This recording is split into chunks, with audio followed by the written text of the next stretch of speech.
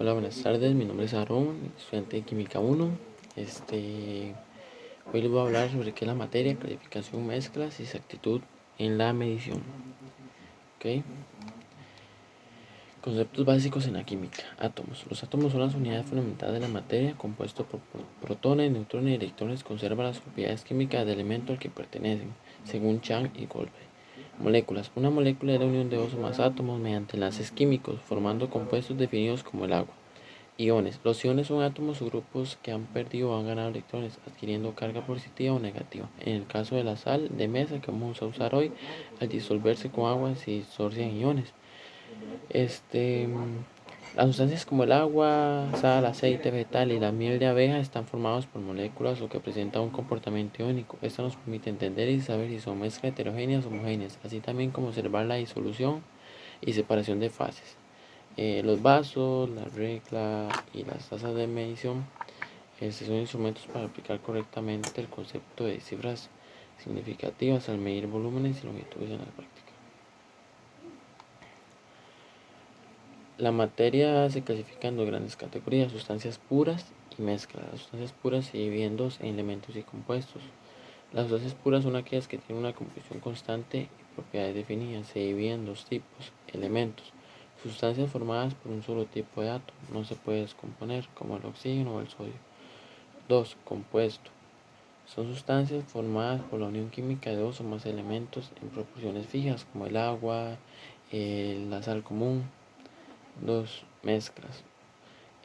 Son combinaciones físicas de dos o más sustancias, elementos o compuestos, donde cada componente mantiene sus propiedades originales y se clasifica en mezclas homogéneas o heterogéneas. Homogéneas tienen una sola fase visible, como el agua con sal disuelta. Mezclas heterogéneas tienen dos o más fases visibles, como el aceite con agua. Según Chang y Goldberg, la materia puede clasificarse según su composición como sustancias puras y mezclas, la cual facilita su estudio y manipulación, ya sea yendo más arriba en un laboratorio. Densidad como parte en la vida cotidiana. La densidad es una propiedad física que relaciona la masa de un cuerpo con el volumen que ocupa. Esta propiedad permite identificar sustancias y explicar fenómenos cotidianos como el por qué el aceite flota sobre el agua o por qué algunos objetos se hunden y otros no. En la vida diaria utilizamos la densidad como para separar líquidos, diseñar envases, clasificar materiales. En esta práctica que vamos a hacer se van a observar distintas sustancias con diferentes densidades, como el aceite vegetal, agua, miel de abeja, miel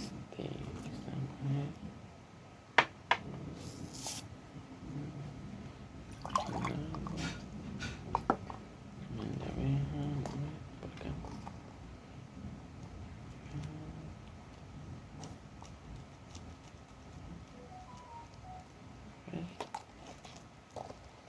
Y el aceite.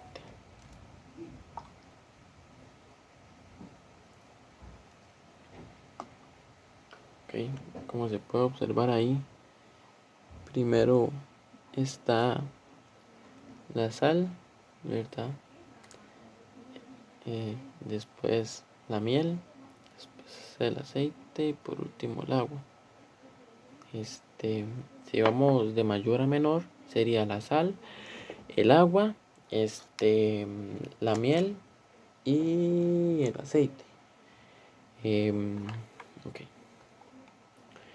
La densidad es la cantidad de masa que posee una sustancia por unidad de volumen. La fórmula de la densidad es masa entre volumen. Se expresa en unidades gramos centímetros al cuadrado, al cubo, perdón, o kilogramos en metros al cubo. La densidad se representa con una P en minúscula, la masa con una M y el volumen con una V. ¿Qué son las cifras significativas? Las cifras significativas son los dígitos de una cantidad que expresan con certeza una medición más un último dígito, ¿verdad? Por ejemplo, si medimos una regla hasta décimas, una medida de 12,4 tiene 3 cifras significativas. 1 y 2 son ciertas, 4 es estimada. Reglas significativas. Reglas para las cifras significativas en operaciones. En la suma y la resta, la respuesta debe tener el mismo número de decimales que el valor con menos decimales. En la multiplicación y división, la respuesta debe tener el mismo número de cifras significativas que el número con menos cifras significativas. Aplicaciones prácticas de cifras significativas. Las cifras significativas se usan en la vida cotidiana cuando hacemos mediciones, incluso con herramientas, ¿verdad? Un ejemplo es cuando yo mido un lápiz acá en la regla, ¿verdad? Como expliqué en el ejemplo anterior, o con las tazas de medidas.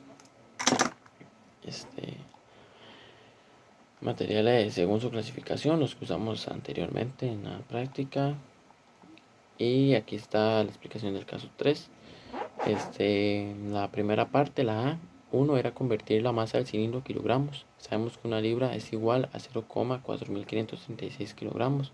La masa del cilindro nos da una información que era 20,0 libras. Entonces, para pasar de masa del cilindro a kilogramos, ocupamos hacer una conversión que sería 20,0 por dividido entre 0,4536 entre 1, ¿verdad? Que es lo que vale la libra, es igual a 9,072. En el segundo ejercicio nos dicen calcular el volumen del cilindro según la fórmula de densidad. La densidad sabemos que era masa entre volumen, ¿verdad? Nos dan algunos datos, que era la masa que era igual, la masa que anteriormente averiguamos era 9,072 kilogramos. La densidad del PET es de 1375 kilogramos metro al cubo. Cálculo. El volumen es de 9,072 dividido entre 1375, que eso es igual a 0,0066 metro al cubo. El número 3 era determinar el diámetro del cilindro, ¿verdad? Fórmula del volumen del cilindro. Para averiguar el volumen, la fórmula sería pi por radio al cuadrado por altura, que sería igual que multiplicar el radio por 2. En este caso la altura era 0,25, el volumen era 0,0066 metros al cubo.